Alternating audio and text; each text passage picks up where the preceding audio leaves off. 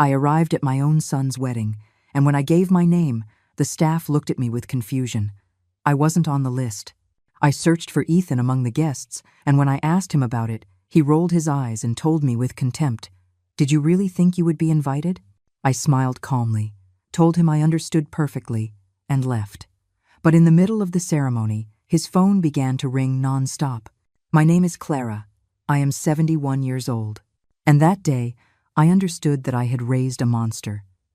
For decades, I dedicated myself completely to that boy. I adopted him when he was just 3 years old, an abandoned child I found crying in an orphanage. I gave him my last name, my home, my entire life. I worked double shifts to send him to the best private schools. I gave up my own dreams so that he could achieve his. When he graduated with his engineering degree, I cried with happiness, thinking it had all been worth it. But I never imagined that the same son I loved so dearly would cast me out like a stray dog on the most important day of his life. Brooke, his fiancée, had been the architect of it all. From the moment she appeared in our lives, she began to poison his mind against me. "Your mother is too clingy," she would tell him. "A woman her age should have her own life and not always be hovering over us." Ethan would listen to her and nod like a puppet. Little by little, the visits became less frequent, the calls colder, the excuses more elaborate.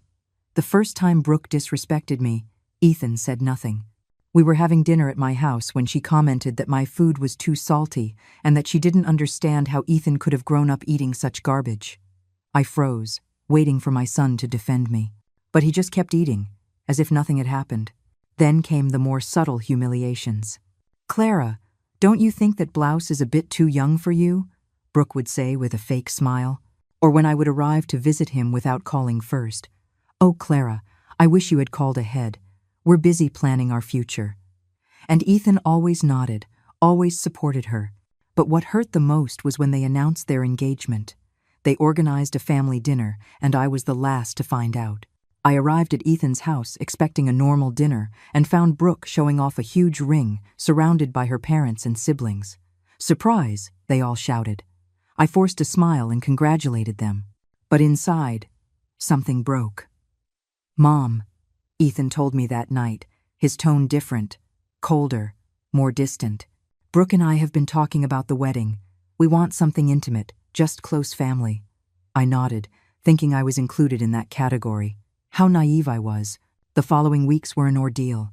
Brooke was in charge of the preparations, and every time I asked something about the ceremony, she gave me vague answers. "We're still deciding," she'd say. "We'll let you know." But they never let me know anything. 3 days before the wedding, I called Ethan to ask what time I should arrive at the venue. There was a long silence on the other end of the line. "Mom," he finally said, "Brooke and I have decided that the wedding will be for only the closest family." I felt as if I had been stabbed. "But Ethan," I said with a trembling voice, "I am your mother." "I know," he replied, "but Brooke feels that, well, that you don't fit the image we want to project." I didn't fit their image. Those words echoed in my head for days. The woman who had sacrificed everything for him, who had worked to the point of exhaustion to give him a decent life, who had given up love and my own dreams, did not fit their image. But I decided to go anyway. I put on my best dress, the one I had bought thinking of his wedding. I did my hair and took a taxi to the venue. I thought that maybe, upon seeing me there, Ethan would have a change of heart, that he would remember everything we had been through together. All the nights I stayed awake when he was sick, all the sacrifices I made, I couldn't have been more wrong. When I arrived at the venue and gave my name at the reception, the staff checked the list once, twice, 3 times. "I'm sorry, ma'am, but your name isn't on here," the receptionist told me with an uncomfortable smile. "There must be a mistake," I insisted. "I'm Ethan's mother." It was then that I saw him approaching, elegant in his tuxedo, with that smile I knew so well. "Mom, what are you doing here?" he asked me. But his tone wasn't one of surprise, it was one of annoyance. "Ethan, son, I came to your wedding," I told him. "My name isn't on the list, but it must be a mistake." He looked at me with a coldness I had never seen before. "It's not a mistake, Mom. I told you it was for close family only." "But I am your family," I pleaded. "I am your mother." Ethan sighed and rolled his eyes. Did you really think you were going to be invited after everything you've done? Those words hit me like a punch. Everything I've done? Ethan, I gave you everything. Exactly, he said with contempt. Always giving, always smothering, always meddling in my life. Brooke is right. You never knew your place. At that moment, Brooke arrived, radiant in her wedding dress. And when she saw me, her smile froze. What is she doing here? She asked Ethan, as if I were invisible. She's just leaving, he replied without looking at me. Right, Mom? I could have started crying, I could have pleaded, I could have made a scene. But instead, I smiled. A calm, serene smile that unsettled them both. I understand perfectly, I told them. Have a beautiful wedding. And I left. But as I walked towards the exit, I took out my phone and dialed a number. Samuel? I said when he answered. I think it's time to execute the plan we discussed, ever. Samuel had been my lawyer for over 20 years, the only one who knew all my secrets. Are you sure, Clara? He asked me with a worried voice. Once we do this, there's no going back. Completely sure, I replied as I got into the taxi. Ethan just showed me that I am worthless to him. It's time for him to learn what he's really going to lose. As the taxi drove away from the venue, my phone began to vibrate with messages. But they weren't from Ethan asking where I was or apologizing for what had happened. They were from Brooke, furious that I had shown up at her wedding. How dare you show up without an invitation? You have no dignity, one of her messages read. Ethan is upset with you. I hope you're happy for ruining our special day. Ruining their special day. That woman truly believed that my 5-minute presence had ruined anything. She had no idea what it really meant to ruin something. But she was about to learn very soon. I arrived home, and for the first time in months, I felt strangely calm. For years, I had been walking on eggshells, trying not to bother Ethan, not to inconvenience Brooke, to be the perfect mother-in-law who doesn't meddle but is always there when needed. But that night, as I took off the dress I had bought for a wedding I wasn't invited to, I made the most important decision of my life. I was retiring. Not from work, I was retiring from being a mother. Ethan never knew the truth about my financial situation. When I adopted him, I was a young woman working as a secretary and living in a small apartment. He grew up seeing my sacrifices, my part-time jobs, my constant struggle to make ends meet. What I never told him was that during all those years, my father, who had moved to Europe in the 50s, had been wisely investing the money he earned from his import-export business. When my father died 10 years ago, he left me a considerable inheritance. Properties in Geneva, stocks in prosperous companies, bank accounts that Ethan could never have imagined existed. But I decided to keep living as I always had. Working, saving, keeping the same modest house. I wanted Ethan to value me for who I was, not for what I had. What a huge mistake I had made. That very night, while Ethan and Brooke were celebrating their wedding, I was on my computer, transferring money, making calls, setting in motion a plan I had been considering for months. The next day, when they woke up from their express honeymoon, their world had begun to change. At first, it was subtle. Ethan called me 3 days after the wedding, not to apologize, but to ask me to look after his apartment while he and Brooke were in Cancun. Mom, I need you to go water the plants and pick up the mail, he said as if nothing had happened. Oh, and Brooke wants you to clean up a bit because we're having visitors when we get back. I can't, I replied simply. What do you mean you can't? He asked, surprised. I'm busy, I told him. Find someone else. And I hung up. An hour later, Brooke was screaming at me over the phone. What's wrong with you, Clara? Are you crazy? It's the least you can do after the scene you made at our wedding. I didn't make a scene, I responded calmly. I just went to congratulate my son. Your son doesn't want you there, she yelled. Get it through your head, you are a burden to him. A burden. After everything I had done, after all the sacrifices, I was a burden. You're right, Brooke, I told her. I am a burden. That's why I've decided to free him from that burden forever. What do you mean by that? She asked, her voice changing tone. I mean I'm retiring. Ethan no longer has a mother. I hung up the phone and turned it off. It was time to start my new life. The next day, I hired a moving company and packed my most important things. The rest I donated to charity. I sold my modest house in the neighborhood where I had raised Ethan and moved into a 5-star hotel in the city center. Not because I couldn't buy another house, but because I wanted time to decide exactly what I was going to do with the rest of my life. Samuel visited me at the hotel that first week. "Clara, are you sure you want to do this?" he asked as he reviewed the papers I had given him. "I've been sure since the moment Ethan looked at me with contempt at the door of that venue," I replied. "That boy thinks I'm a poor, pathetic old woman who depends on him. It's time for him to know the truth." The papers Samuel held in his hands were property transfer documents, bank statements, and something Ethan had never seen: the deed to the house he lived in. The house he thought he had bought with his mortgage was actually purchased by me. I had paid the down payment. I had co-signed the loan. I had been silently paying the mortgage for years so he could maintain his standard of living. But that wasn't all. The company where Ethan worked as an engineer also had a secret. The owner, Mr. Harrison, was a business partner of my father's from Europe. When Ethan graduated, I had spoken to Mr. Harrison to give my son a chance. Not only did he get him the job, but for years he had been receiving reports on his performance. Ethan was a mediocre employee who had kept his job more because of my influence than his talent. Brooke also had no idea who she had really married. Her brand new husband, the successful engineer she bragged so much about, was actually the adopted son of a woman who could buy and sell his entire family without blinking. While they were enjoying their honeymoon, spending the wedding gift money from Brooke's family, I was at the hotel spa, relaxing for the first time in decades. It had been years since I had allowed myself this kind of luxury.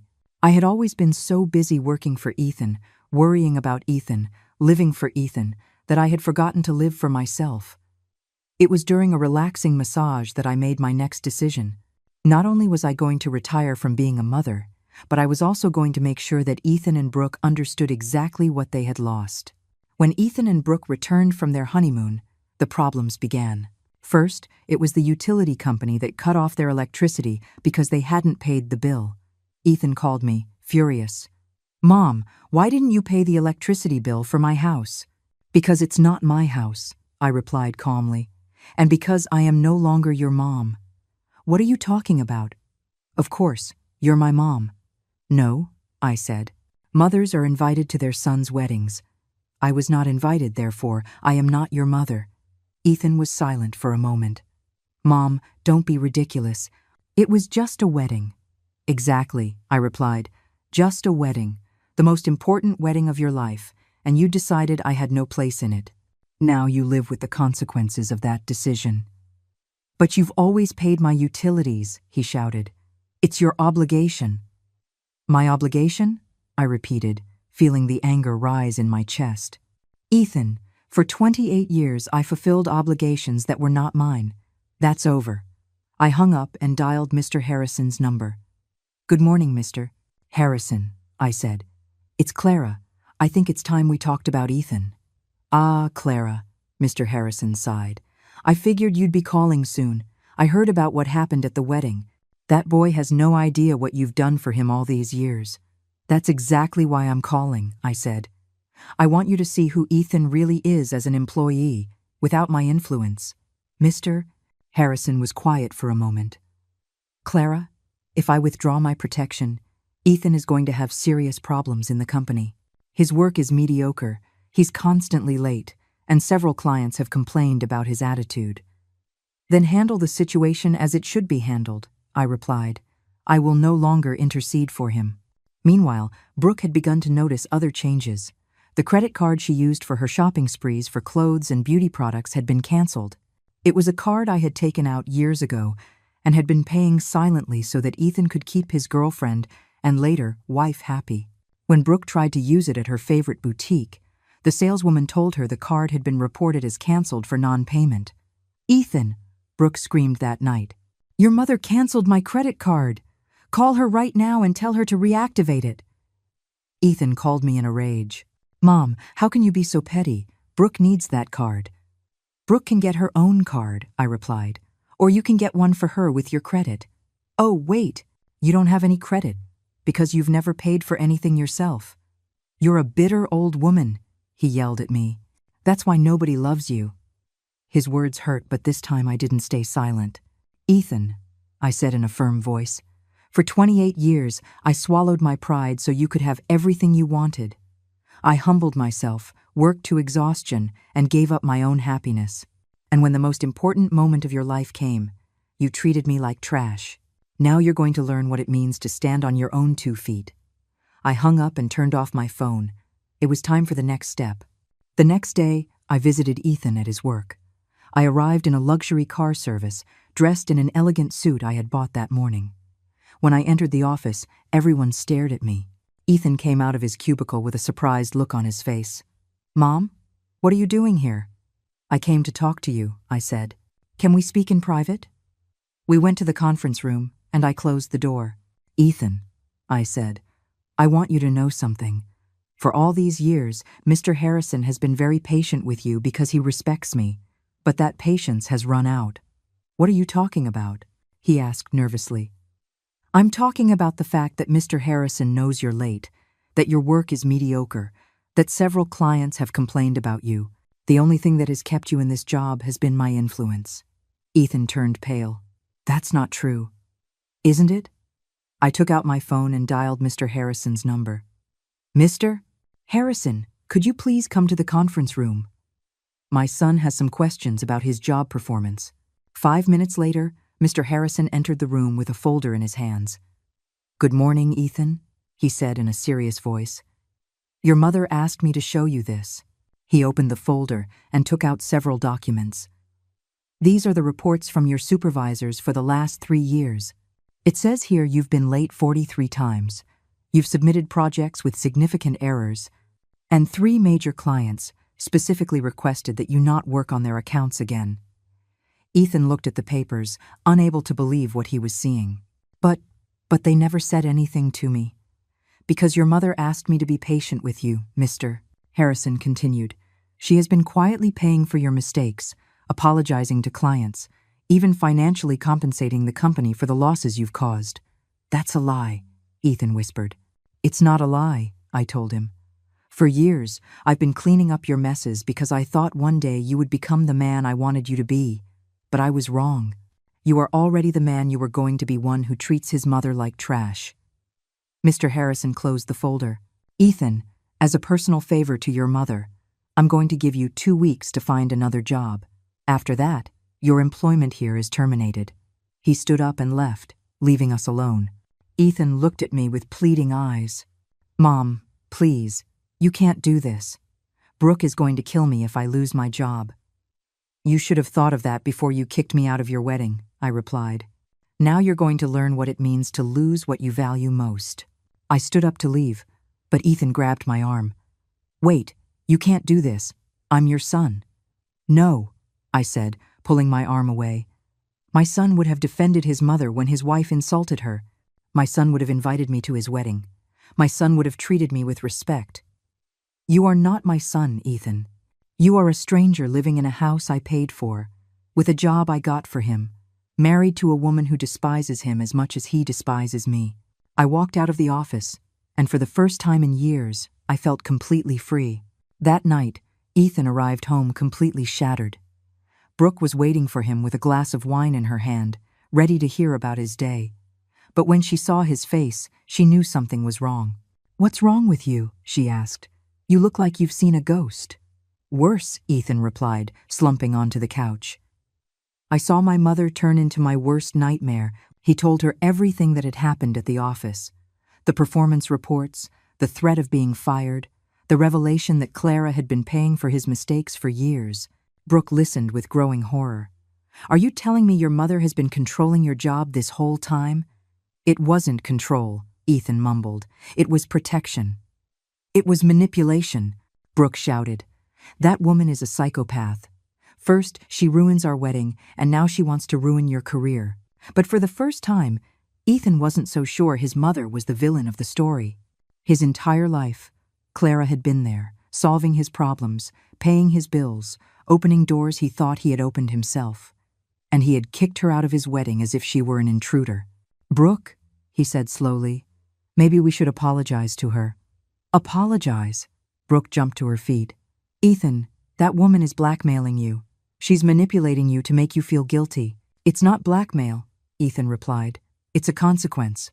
I told her she didn't fit our image, and now she's showing us that we're the ones who don't fit in hers. Brooke couldn't believe what she was hearing. I can't believe you're defending her after what she did to you today. What she did to me? Ethan looked at her with tired eyes. Brooke, what she did was open my eyes. For years, I've been living a lie, believing I was successful on my own merit, when in reality, I was successful because of her sacrifice. That conversation was the beginning of the end for many things. Brooke could not accept that her successful husband was actually a mediocre man, supported by his mother-in-law. She had bragged for months about Ethan's job, his abilities, his bright future. What was she going to tell her friends now? That she had married a failure. Meanwhile, I was in my hotel suite, having room service for dinner and watching the news. My phone had been ringing all afternoon, but I kept it on silent. I knew it was Ethan and Brooke, probably desperate, probably furious, probably pleading, but I had learned something important. When someone shows you who they really are, you should believe them. The next morning, Samuel came to visit me with more papers. Clara, he said, I have the transfers ready. Are you sure you want to do this? In my hands, I held the documents to transfer the ownership of Ethan's house to my name, cancel all the automatic payments I had been making for him, and withdraw my co-signature from all his loans. Completely sure, I replied. That boy wants independence. Well, he's going to get complete independence. I signed all the papers, and Samuel left to process the transfers. In 24 hours, Ethan was going to discover that the house he lived in was no longer his, that his credit cards had been canceled, and that he had to start paying a rent he couldn't afford with the job he was about to lose. But I had a bigger plan. It wasn't enough for Ethan to learn his lesson. I also wanted Brooke to understand who she had messed with. That woman had spent months insulting me, looking down on me, treating me as if I were a bothersome and worthless old woman. It was time for her to learn what my real value was. That afternoon, I dressed in my best suit and took a taxi to the boutique where Brooke worked as a sales associate. It was an expensive store in the most exclusive mall in the city, the kind of place where she felt important because she attended to wealthy women. What Brooke didn't know was that I was wealthier than most of her clients. I entered the store like any other customer and started looking at the clothes. Brooke was helping another woman, but when she saw me, her face changed completely. "What are you doing here?" she asked in a hostile voice. "I came to buy clothes," I answered calmly. "Isn't this your job? To help customers?" The other client looked at us, confused by Brooke's aggressive tone. "Do you know this lady?" she asked. "She's my mother-in-law," Brooke replied with contempt, "one who doesn't know her place." "Oh," I said, smiling. "Then I do know my place. My place is that of a woman with money who wants to spend it. Are you going to help me, or do I need to speak with your manager?" Brooke turned red with rage, but she couldn't make a scene in front of other customers. "What do you want?" she asked through gritted teeth. "I want to see that dress in the window," I said, pointing to the most expensive one in the store. "The $6,000 one." Brooke's eyes widened. $6,000? Are you deaf? Yes, $6,000. Do you think I can't afford it? Brooke went to get the dress, muttering insults under her breath. When she returned, she showed it to me with a look of annoyance. "Here it is," she said, "but I doubt you can afford it." I took out my platinum credit card and handed it to her. "Charge it," I said. "And while you process the payment, I want you to know something." Brooke took the card and walked to the cash register. When she swiped the card, the system not only approved the purchase, but also showed a credit limit that left her speechless. "How?" she started to say. "How can a poor old woman like me have a card like this?" I finished her sentence. "Very easily, Brooke. It turns out I'm not poor. I never was." I took out my phone and showed her the screen of my banking app. Brooke looked at the numbers and turned pale. "This can't be real," she whispered. "Do you see that number?" I asked, pointing to my bank balance. "That's just one of my accounts. I have properties in Geneva, stocks in several companies, and more money than you'll ever earn in your entire life working in this store." Brooke handed me back the card with trembling hands. "Why did you never say anything?" "Because I wanted Ethan to value me for who I am, not for what I have," I replied. But you both showed me that to you, I am worth nothing. So I decided to show you what you're really going to lose. I took my bag with the dress and headed for the exit. But before I left, I turned back to Brooke. Oh, and one more thing. Ethan is going to lose his job next week, and the house you live in is no longer yours. So I hope you have some savings, because you're going to need them. I left the store, leaving Brooke paralyzed behind the counter. That night, Brooke came home trembling with rage and confusion. Ethan was in the living room, drinking a beer and watching television, trying to forget the horrible day he'd had at work. "Ethan!" Brooke shouted from the doorway. "Your mother was at my work today." Ethan turned off the television and turned to face her. "What? What for?" "To humiliate me," Brooke replied, throwing her purse on the floor. "She bought a $6,000 dress just to prove to me that she has money." Ethan frowned. $6,000? "Brooke, my mom is a retired secretary. She doesn't have $6,000 to spend on a dress." "That's what we thought," Brooke shouted. "But she showed me her bank account, Ethan. She has millions." Millions. Ethan fell silent, processing what he had just heard. "That's impossible," he murmured.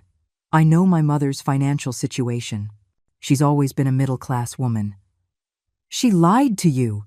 Brooke started pacing back and forth. "For years she made you believe she was poor to manipulate you. She's a sociopath."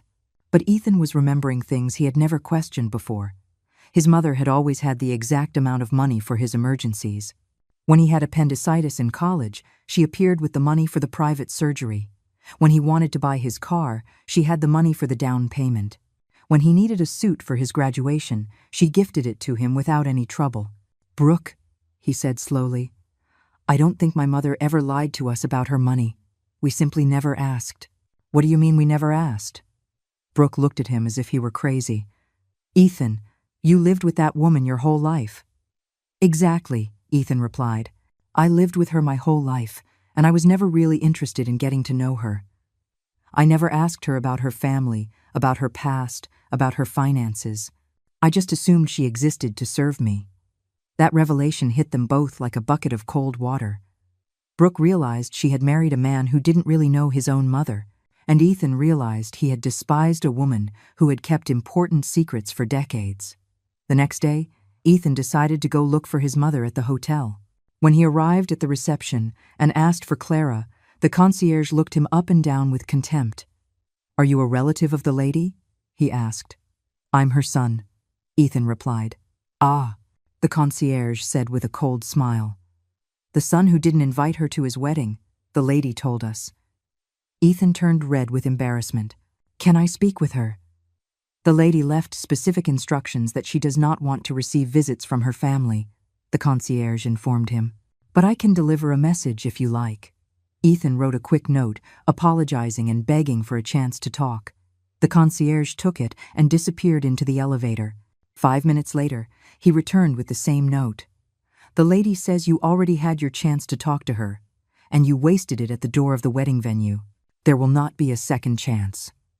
Ethan left the hotel feeling more lost than ever.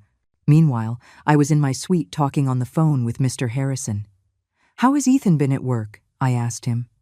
"Clara," Mr. Harrison sighed. "The boy is a wreck. He's late, makes constant mistakes, and yesterday a client complained because Ethan broke down crying during a presentation." "Crying?" I asked, surprised. "Yes, Mr. Harrison confirmed. They asked him something about the project costs, and he started crying, saying he didn't know anything anymore, that his whole life had been a lie." For a moment, I felt a small pang in my chest. Despite everything, Ethan was still the boy I had raised, the one who cried when he got hurt and came running into my arms. But then I remembered his face of contempt when he kicked me out of his wedding, and the pain turned into determination. "Mr. Harrison," I said, "stick to your decision. Ethan needs to learn that actions have consequences." That same week, Ethan and Brooke received the legal notice about the house. A lawyer arrived at their door with papers proving that the property had been fully transferred to my name and that they had 30 days to vacate or start paying a monthly rent of $3,000. Brooke read the documents and became hysterical. "This is impossible. The house is ours. We have the deed." "Apparently not," Ethan told her in a dull voice. Apparently, my mother has been paying for this house for years, and I never knew. Brooke started screaming at him that he was useless. How could he not know his own mother owned his house? That she had married a failure. Her screams became so intense that the neighbors called the police for a domestic disturbance. When the officers arrived, they found Brooke breaking plates and furniture while Ethan was huddled in a corner crying. "Ma'am," one of the police officers said to Brooke, "you need to calm down, or we're going to have to arrest you for disturbing the peace." "You can't arrest me," Brooke screamed. "This is my house." According to these documents, the officer said, reviewing the legal papers, "This house belongs to a lady named Clara. Are you Clara? She's my mother-in-law." "Then this is not your house," the officer concluded. "I suggest you resolve this matter in a civilized way, or we will be forced to intervene." After the police left, Ethan and Brooke sat among the broken plates and overturned furniture. "What are we going to do?" Brooke whispered. "I don't know," Ethan replied. "I don't have a job, I don't have a house, I don't have any savings because I always thought my mother would be there to bail me out." "I hate that woman," Brooke screamed. "I hate her. She ruined our lives." "No," Ethan said in a broken voice. "We ruined our lives when we decided she didn't deserve our respect." It was the first time Ethan had admitted they were wrong, but Brooke wasn't ready to accept responsibility. In her mind, I was the villain who had destroyed her perfect marriage. What she didn't know was that her marriage had never been perfect. It had been an illusion built on my silent sacrifices. That night, Brooke made a decision that would change everything. If she couldn't get Ethan to win back his mother, then she would make his mother pay publicly for what she had done to them. She opened her social media account and began to write a post that would go viral for all the wrong reasons. Brooke wrote a post full of lies and manipulation. "My psycho mother-in-law kicked us out of our house after ruining our wedding," the post began. "For years, she pretended to be poor to manipulate my husband, but in reality, she's a millionaire. Now that we're married, she decided to destroy our lives out of jealousy. My husband lost his job because of her, and now we have nowhere to live. This sick woman can't accept that her son doesn't need her anymore." The post was accompanied by photos of Brooke crying and of their trashed house after the tantrum she had thrown. Within hours, the post had thousands of shares and comments. People were outraged by the evil mother-in-law who had abandoned her son after his wedding. Brooke had presented herself as the perfect victim, a beautiful young bride destroyed by a jealous and vengeful older woman. The comments were filled with insults towards me and words of support for Brooke. "What a horrible mother-in-law," one person wrote. "She should be ashamed for treating her own son like that," another commented. Brooke read every comment with satisfaction, feeling vindicated by the support of strangers on the internet. She had gotten exactly what she wanted, to make me the public villain of her story. But Brooke made a fatal mistake. In her thirst for revenge, she had tagged my full name in the post, thinking I would be ashamed to see all the insults directed at me. What she didn't know was that by tagging my name, she had caused several people who actually knew me to see the post. The first to contact me was an old colleague. "Clara," she wrote in a private message, "have you seen what your daughter-in-law is saying on social media? She's completely lying about you." I opened social media for the first time in weeks and read Brooke's post. Every word was a distortion of reality. Every accusation was an inversion of the facts. I sat in my hotel suite, reading the hundreds of comments from people insulting me without knowing the truth. Toxic mother-in-law, bitter woman, psychopath, abusive. Each word was like a slap, but curiously, they didn't hurt as much as I thought they would. After everything I had been through with Ethan and Brooke, the insults of strangers seemed insignificant. But what did bother me was that Brooke had gotten exactly what she wanted, to turn me into the monster of her story. She had taken my pain, my disappointment, my decision to protect myself, and had transformed it into a narrative where she was the innocent victim and I was the cruel villain. It was then that I decided it was time to tell my own side of the story. That night, I opened my own social media account and started writing. Not a post full of rage or revenge, but a calm and honest account of what had really happened. "My name is Clara, and I am the psycho mother-in-law you've been talking about," I began. "I want to tell you the truth about what really happened. I wrote about adopting Ethan, about the years of sacrifice, about how I had worked multiple jobs to give him the best education. I explained how I had been quietly paying his expenses for years, from his house to his credit cards, from his job to his medical emergencies. I described Brooke's constant humiliations, Ethan's growing contempt, and finally, the exclusion from his wedding. "I did not kick them out of the house," I wrote. "I am charging them rent for a house that I bought and paid for. I did not make Ethan lose his job. I simply stopped covering for his poor performance. I did not pretend to be poor to manipulate them. I kept my private life private because I wanted them to value me for who I am, not for what I have." But the most powerful part of my post was when I shared the recordings.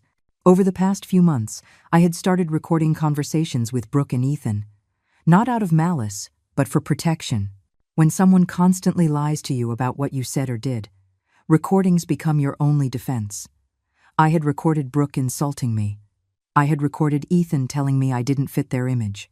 I had recorded the phone call where Brooke screamed at me that I was a burden. I uploaded snippets of those recordings along with my post. The reaction was immediate and explosive. Within minutes, the comments began to change. "Oh my God, that daughter-in-law is horrible," someone wrote. "How can a son treat his mother like that?" another commented. "This lady is a saint for putting up with so much," a third said. But I wasn't finished. Over the next few days, I posted more evidence. Photos of receipts for everything I had paid for Ethan over the years. Copies of bank statements showing the constant money transfers. Documents proving that I had been the one to co-sign all his loans. Screenshots of messages where Brooke insulted me and treated me with contempt. With each post, the narrative shifted more. People began to share my posts with comments like, "This is what happens when you don't value your mother," and "What an important lesson about the consequences of our actions." But the post that really changed everything was when I told the full story of Ethan's adoption. 28 years ago, I wrote, I adopted a 3-year-old boy who had been abandoned by his biological mother. He was a sad, scared child who needed love. I gave him that love unconditionally for decades. But unconditional love does not mean one must allow themselves to be treated without respect. Sometimes, the most important lesson you can teach someone is that actions have consequences. That post went viral on its own. Thousands of people shared it, commented on it, saved it. Mothers all over the world identified with my story. Adult children began to reflect on how they treated their own mothers. The conversation had completely changed. Brooke watched her narrative crumble in real time. The comments on her original post were now filled with people criticizing her for lying and manipulating the story. "How could you lie like that about a woman who sacrificed everything for you?" they wrote. "You should be ashamed," others told her. Desperate, Brooke did a live stream to defend herself from my attacks. But it was the worst mistake she could have made. Brooke started her live stream with tears in her eyes and a trembling voice. "Hello everyone," she said. "I know many of you have seen my mother-in-law's posts, and I want to clear things up. That woman is lying about everything." There were only about 50 people watching at first, but the number started to grow rapidly as people shared the link. "Clara is not the victim she pretends to be," Brooke continued. "She is a manipulative and controlling woman who ruined our marriage because she can't accept that Ethan doesn't need her anymore." The live comments started pouring in, but they weren't what Brooke expected. "Where's the proof of what you're saying?" someone wrote. "Clara's recordings sound very clear," another commented. "Why don't you show evidence like she did?" Brooke got nervous seeing that the comments were not supporting her as she had hoped. "She manipulated those recordings," Brooke shouted. "She edited them to make me look bad." But as she was saying this, I was watching her broadcast from my hotel suite and decided it was time to make my appearance. I started my own live stream and wrote in Brooke's comments, "Hello Brooke, it's Clara. Do you mind if I join the conversation?" The comments exploded. "She's here. This is going to be good. We'll finally hear both sides." Brooke turned pale when she saw my comment. "No," she said with a trembling voice. "I'm not going to give her a platform to continue lying about me." But the comments were now demanding that I be allowed to speak. "Coward," they wrote. "If you're telling the truth, you shouldn't be afraid. Let her speak." "Fine," Brooke finally said. "Let her join. That way, everyone can see what kind of person she really island." I accepted her invitation and appeared on the screen next to her. The contrast was stark. I was calm, well-dressed, in an elegant suite, while Brooke looked disheveled and desperate in a messy house. "Hello, Brooke," I said in a serene voice. "Thank you for allowing me to clear things up." "Go ahead," she responded hostilely. "Lie all you want. People already know the truth about you." "The truth," I said, "is that you have been insulting me for months, and I have the recordings to prove it. Would you like me to play them here, live, for everyone to hear?" Brooke turned red. "Those recordings are illegal." "No," I replied calmly. "In this country, it is legal to record conversations when you are a part of them, especially when you feel you are being harassed or threatened." The comments were filled with people asking me to play the recordings. "Play them. We want to hear. The truth comes to light." I played the audio where Brooke screamed at me that I was a burden to Ethan, where she told me I had no dignity, where she insulted me for showing up at her wedding. The audio was clear and devastating. Brooke's voice filled with hatred and contempt, saying things no daughter-in-law should ever say to her husband's mother. When the recording finished, Brooke was crying. That was out of context," she whispered. "Out of context?" I asked. "In what context is it okay to tell a 71-year-old woman that she is a burden and has no dignity?" "You provoked us," Brooke yelled. "You were always meddling in our marriage." "Brooke," I said, maintaining my calm, "can you give me one specific example of how I meddled in your marriage?" Brooke opened her mouth, but no sound came out. She realized she couldn't give an example because one didn't exist. "The only times I interacted with you," I continued, "was when Ethan asked me for help with something, or when you invited me to dinner. I never showed up uninvited. I never gave unsolicited advice. I never criticized your relationship. My only mistake was existing." The comments were now completely on my side. "Brooke looks like a liar," someone wrote. "This lady is so dignified," another commented. "How could they treat their mother like that?" The number of viewers had reached over 10,000 people. "But you blackmailed us," Brooke said desperately. "You took away our house and Ethan's job to force us to apologize to you." "Brooke," I replied, "I didn't take anything from you. I simply stopped paying for you. The house was mine from the beginning. Ethan's job was secured through my influence. The credit cards were paid by me. You never had anything of your own." I took out the documents and showed them to the camera. "These are the original deeds to the house," I said. "As you can see, it was always in my name. These are the bank statements showing that I've been paying the mortgage for 5 years. These are the receipts for all the credit cards I've paid for Ethan." Brooke had no more arguments. But we were family," she said in a broken voice. "Family?" I repeated. "Families invite each other to weddings, Brooke. Families treat each other with respect. You showed me that to you. I was not family. I was an unpaid employee." "Ethan," I said, addressing the camera because I knew he would be watching. "For 28 years, I was your mother. I changed your diapers when you were a baby. I took you to the doctor when you were sick. I worked extra hours to pay for your college. I defended you when you got into trouble. But when the time came for you to defend me, you chose to humiliate me. That choice has consequences." Brooke tried to interrupt, but I cut her off. "I'm not finished," I told her. "Brooke, you chose to see me as a threat instead of an ally. You chose to insult me instead of respecting me. You chose to lie about me on social media instead of accepting responsibility for your actions. Now you will live with the consequences of those choices." The comments were exploding with support for me. What a strong woman. Brooke should be ashamed. Poetic justice. The number of viewers had reached 15,000 and was still growing.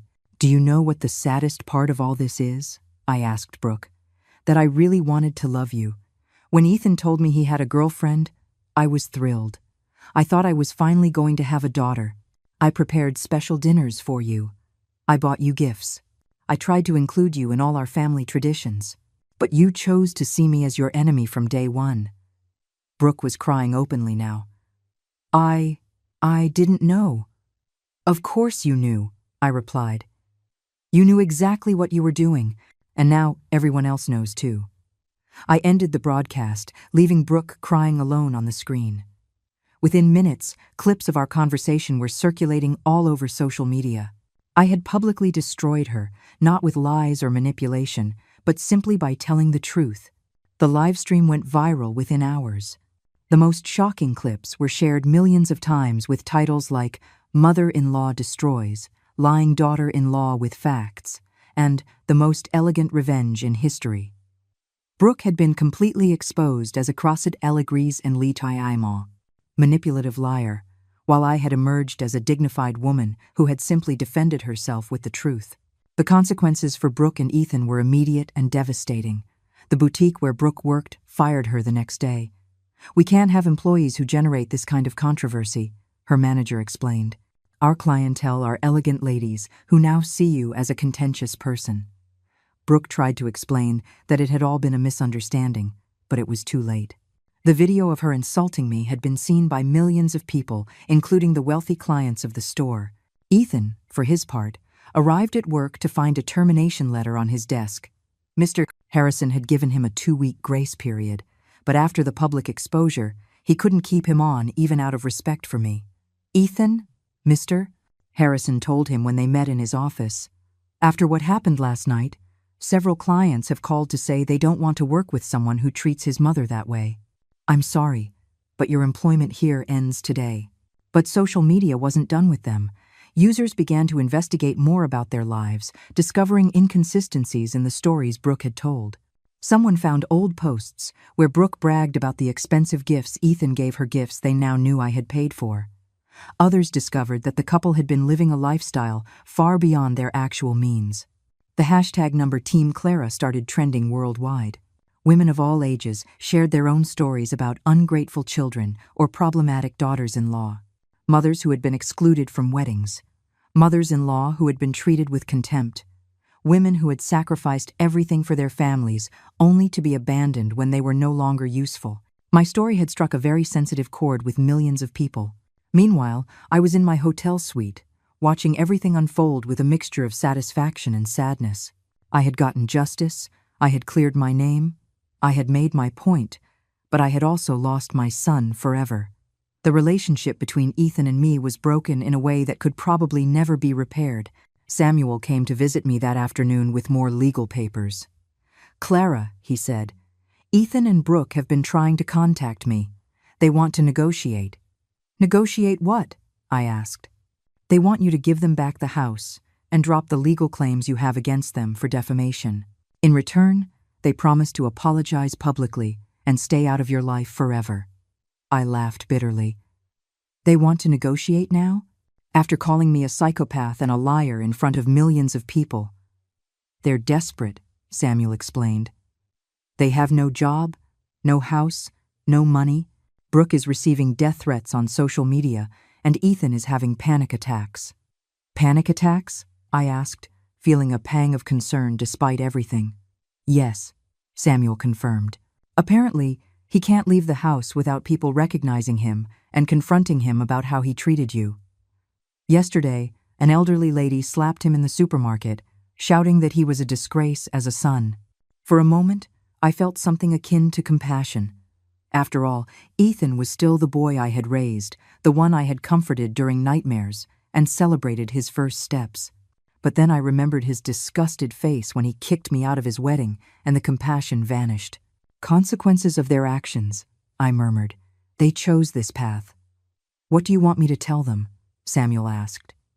"Tell them the house is mine and will remain mine. If they want to continue living there, they can pay the full rent of $3,000 a month.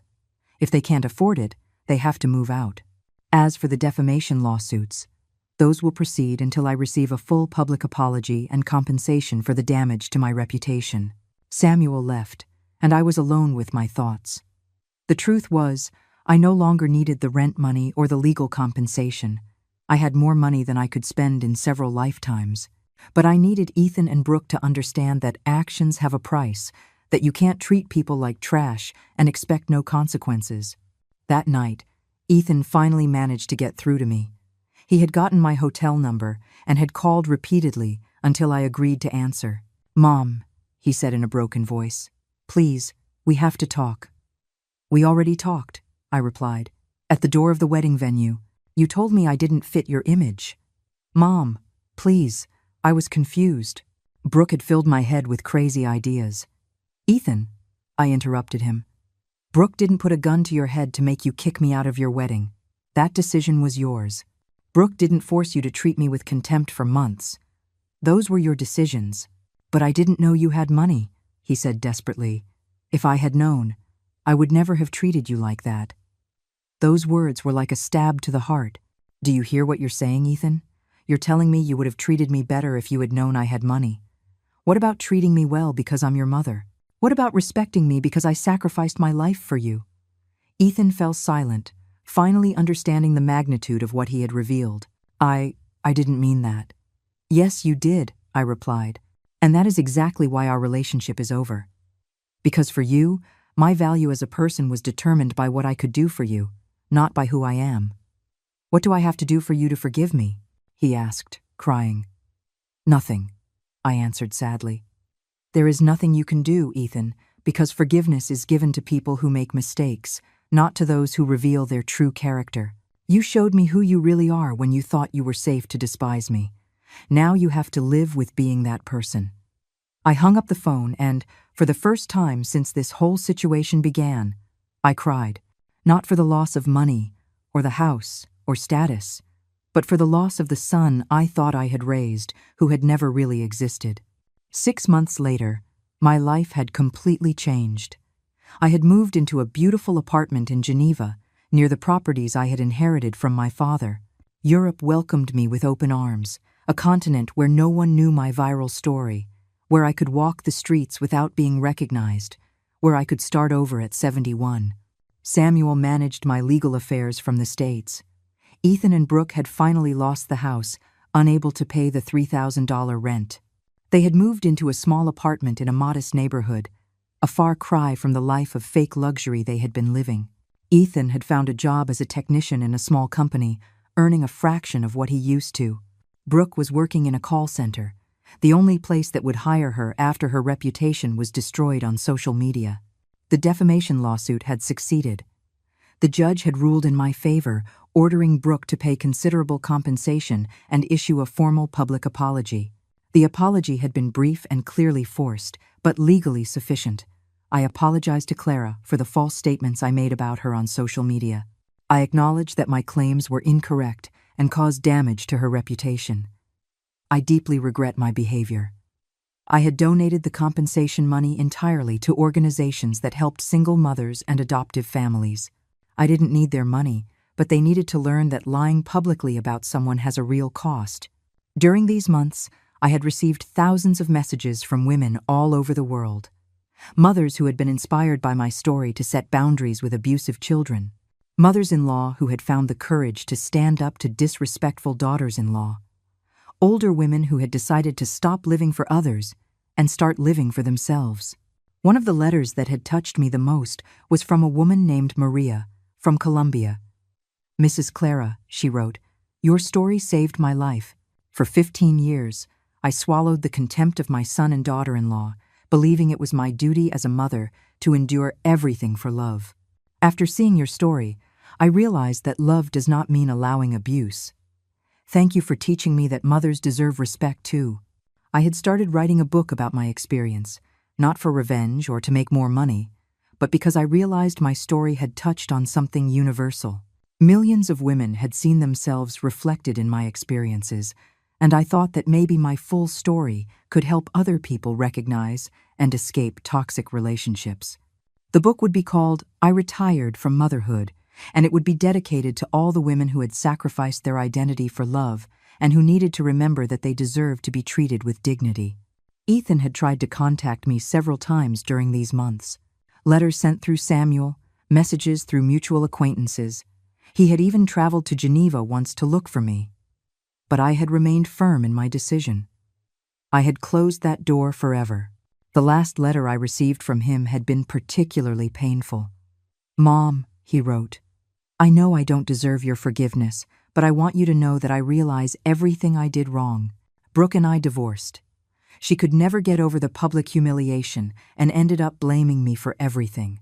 Now I'm alone, and I understand what I lost. I didn't just lose a mother. I lost the only person who truly loved me unconditionally. I know it's too late, but I wanted you to know that I regret every cruel word, every moment of contempt, for kicking you out of my wedding. I'm not asking you to forgive me, just for you to know that I understand you were the best mother anyone could have, and I was too stupid to value you. I read that letter several times, feeling a mixture of sadness and relief. Sadness, because it was clear that Ethan had finally understood the magnitude of what he had lost, but also relief, because his understanding validated my decisions. I hadn't been cruel or vengeful. I had simply defended my dignity and established appropriate consequences for abuse. In my new life in Geneva, I had found a peace I hadn't felt in decades. I had time to read, to travel, to make new friends with people who valued me for who I was. I had started taking painting classes, something I had always wanted to do but never had time for because I was too busy living for Ethan. I had also started volunteering with an organization that helped older women who had been abandoned by their families. My story gave them hope, showed them that it was possible to rebuild a life after family rejection, that self-worth was more valuable than maintaining toxic relationships. One afternoon, while strolling through a park, I reflected on the entire journey I had taken, from adopting a 3-year-old boy to the decision to retire from motherhood at 71. It had been a long and painful journey, but also a liberating one. I did not regret adopting Ethan. I had given him love, education, opportunities he wouldn't have had otherwise. I did not regret the sacrifices I had made during his childhood and adolescence, because those were acts of genuine love for a child who needed them. But I also did not regret walking away when he became an adult who treated me with contempt. I had learned a fundamental lesson. Unconditional love does not mean accepting unconditional abuse. There was a difference between loving someone and allowing them to destroy you in the name of that love. My phone vibrated with a message from Samuel. "Clara," he wrote, "Ethan contacted me again. He says he's in therapy and that he understands everything he did wrong. He's asking if there's any chance of reconciliation." I read the message and smiled sadly. I replied, "Tell him I'm glad to know he's working on himself, but some doors, once closed, do not reopen. I wish him the best in his new life." It was the truth. I wished Ethan the best, but no longer from the position of his mother. That woman, the one who had lived for him for decades, no longer existed. In her place, a new woman had been born, Clara, a 71-year-old woman who had learned that it is never too late to choose dignity over convenience, self-respect over toxic love. As the sun set over Geneva, I thought of the phrase that had become my mantra. I don't regret adopting him. I only regret not understanding sooner that kindness should never be practiced at the cost of self-destruction. I had finished my career as a mother, but I had begun my life as a free woman. And that, I discovered, was the best revenge of all. To live well, to live in peace, to finally live for myself.